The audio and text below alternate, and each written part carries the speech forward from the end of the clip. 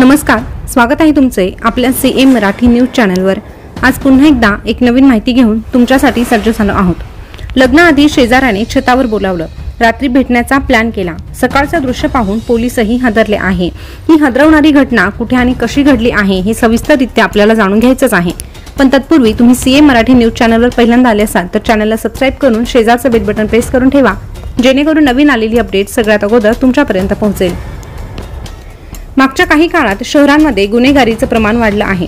छोट्या छोट्या वादाचं रूपांतर हत्येमध्ये होत आहे।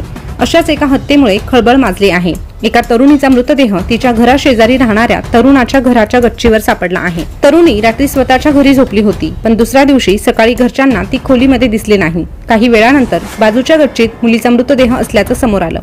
कोटा शहरातल्या सिमलिया पोलीस स्टेशनच्या हद्दीत असलेल्या कालारेवा गावातील ही घटना आहे।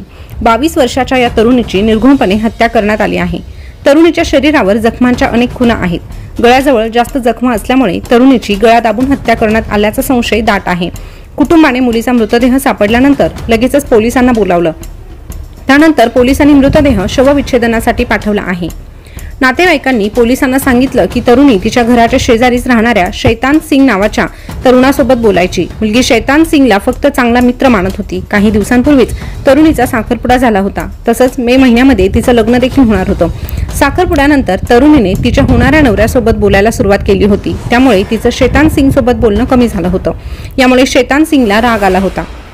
शैतान सिंगच्या घराच्या छतावर तरुणीचा मृतदेह मिळाल्यामुळे पोलीसही शैतान सिंगला मुख्य आरोपी मानत आहे। मुलीच्या खोलीमध्ये मिळालेली चिठ्ठीही त्याचेच संकेत देत आहे।